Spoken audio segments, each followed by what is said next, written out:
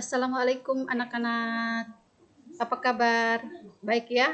Alhamdulillah hari ini kita bertemu kembali dalam pelajaran IPS. Ibu harap kalian tetap sehat selalu dan semangat dalam mengikuti pembelajaran. Sebelum kita belajar, marilah kita berdoa sesuai dengan agama dan kepercayaan kita masing-masing. Berdoa dimulai. Berdoa selesai. Ya, pada minggu lalu kita sudah mempelajari materi kelangkaan dan kebutuhan. Masih ingat ya, apa itu kelangkaan, apa itu kebutuhan.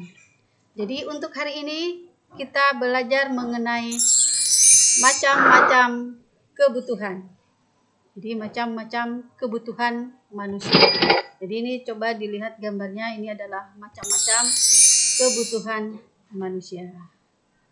Adapun tujuan pembelajaran kita hari ini yaitu yang pertama menyebutkan macam-macam kebutuhan menurut intensitasnya. Yang kedua menyebutkan macam-macam kebutuhan menurut sifatnya. Yang ketiga menyebutkan macam-macam kebutuhan menurut waktu penggunaannya. Yang keempat menyebutkan macam-macam kebutuhan menurut subjek. Yang kelima, menyebutkan faktor-faktor yang mempengaruhi kebutuhan. Jadi kita masuk pada tujuan pembelajaran yang pertama, yaitu macam-macam kebutuhan menurut intensitasnya atau tingkatannya. Ya, macam-macam kebutuhan menurut intensitas atau tingkatannya ini ada 3. Yang pertama adalah kebutuhan primer, yang kedua adalah kebutuhan sekunder, dan yang ketiga adalah kebutuhan tersier. Kebutuhan primer atau kebutuhan pokok adalah kebutuhan yang harus dipenuhi karena bila tidak dipenuhi akan mempengaruhi kelangsungan hidup. Yang kedua, kebutuhan sekunder atau tambahan adalah kebutuhan yang dipenuhi setelah kebutuhan primer terpenuhi. Yang ketiga, kebutuhan tersier atau kebutuhan barang mewah adalah kebutuhan yang dipenuhi setelah kebutuhan primer dan sekunder terpenuhi. Terus ini adalah contoh kebutuhan primer. Jadi yang pertama adalah kebutuhan akan makan. Kebutuhan akan makan ini bila tidak terpenuhi maka manusia tidak bisa hidup. Terus yang kedua, pakaian. Kebutuhan pakaian ini harus dipenuhi karena manusia perlu bersosialisasi dengan sesama dan apabila tidak dipenuhi maka akan mengalami kesulitan dalam pergaulan. Yang ketiga adalah perumahan, yang merupakan kebutuhan tempat untuk berteduh, istirahat dan melepas lelah sehingga kebutuhan ini mutlak terpenuhi. Jadi ketiga gambar ini mengenai makanan, pakaian, dan perumahan biasa kita kenal atau kita sebut dengan pangan, sandang, dan papan. Nah, ini yang kedua adalah contoh kebutuhan sekunder. Jadi yang pertama adalah perabot rumah tangga, yang kedua adalah lemari, yang ketiga adalah radio, dan yang keempat adalah sabun. Jadi tidak terpenuhinya kebutuhan primer ini tidak mengganggu, kebutuhan sekunder ini tidak mengganggu kelangsungan hidup. Jadi ini adalah yang termasuk kebutuhan sekunder atau tambahan. Jadi yang ketiga adalah kebutuhan tersier atau kebutuhan barang mewah. Yang pertama adalah mobil mewah, yang kedua adalah emas, dan yang ketiga adalah rumah mewah. Jadi kebutuhan ini tidak mutlak harus dipenuhi, tetapi disesuaikan dengan kondisi keuangan masing-masing orang. Nah, kita masuk pada tujuan pembelajaran yang kedua, yaitu macam kebutuhan menurut sifat. Jadi macam kebutuhan menurut sifat ini ada 2. Yang pertama adalah kebutuhan jasmani. Adalah kebutuhan yang bersifat memberi kepuasan pada badan atau jasmani. Kebutuhan ini bersifat materi. Yang kedua adalah kebutuhan rohani, adalah kebutuhan yang dirasakan untuk kepentingan jiwa manusia. Apabila kebutuhan ini terpenuhi, akan merasa puas dan aman. Nih contoh kebutuhan jasmani. Yang pertama, makan minum. Yang kedua, obat.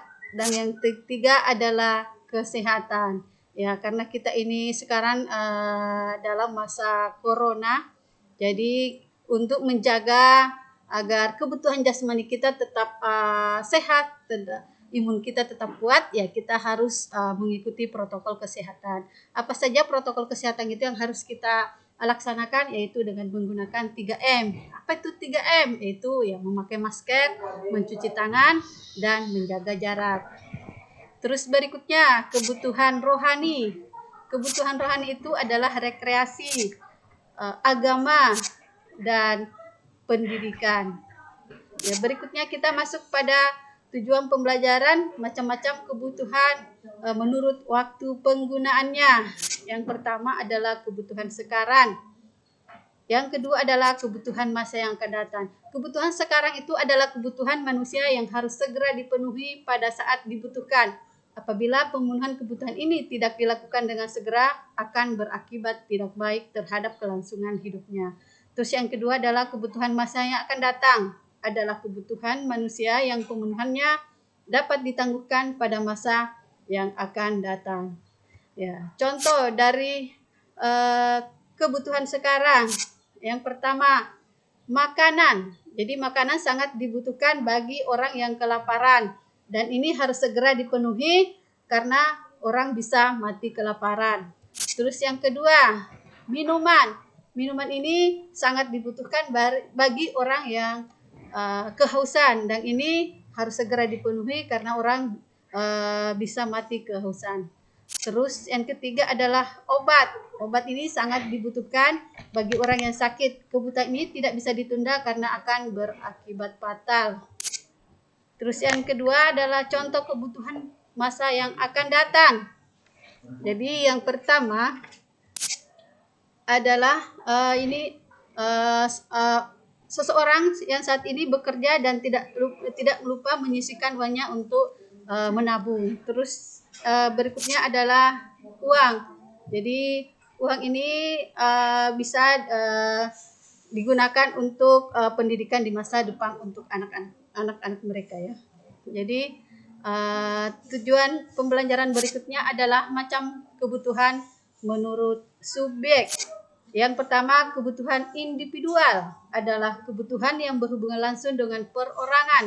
Kebutuhan ini dirasakan oleh diri pribadi, seseorang, dan pemenuhannya dilakukan secara individu. Tentu saja kebutuhan ini tidak sama orang yang satu dengan yang lainnya. Terus yang kedua, kebutuhan kelompok atau kolektif adalah kebutuhan yang dirasakan oleh sekelompok orang secara bersama-sama dan pemenuhannya juga dilakukan secara bersama-sama. Nah, contoh kebutuhan individual. Ini yang pertama adalah makan. Terus yang kedua adalah sepatu. Yang ketiga adalah mobil. Dan yang keempat adalah kacamata. Jadi ini merupakan adalah kebutuhan individual. Terus berikutnya kebutuhan kelompok atau kolektif. Yang pertama adalah pasar. Yang kedua adalah lapangan. Terus yang ketiga adalah jalanan. Jadi ini adalah kebutuhan kelompok atau kolektif. Jadi ini secara umum ya. Jadi bisa digunakan secara bersama-sama. Jadi berikutnya kita masuk pada tujuan pembelajaran, yaitu faktor-faktor yang mempengaruhi kebutuhan. Yang pertama adalah jenis kelamin, yang kedua adalah tingkat pendidikan, yang ketiga adalah lingkungan tempat tinggal, dan yang keempat adalah kemajuan ilmu pengetahuan dan teknologi, yang kelima adalah tingkat pendapatan, yang keenam adalah status sosial, dan yang ketujuh adalah perbedaan selera. Ya, cukup sudah ya memahami materi kita hari ini. Selanjutnya kita akan berlatih bersama ya untuk menguji pemahaman kalian tentang penjelasan yang Ibu berikan. Jadi ini yang pertama, sebutkan macam-macam kebutuhan menurut intensitasnya atau tingkatannya dan berikan contohnya.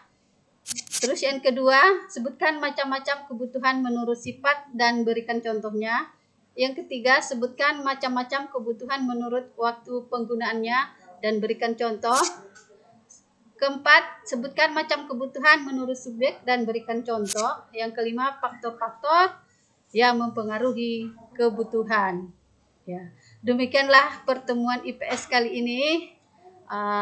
Ibu akhiri dengan ucapan terima kasih. Assalamualaikum warahmatullahi wabarakatuh.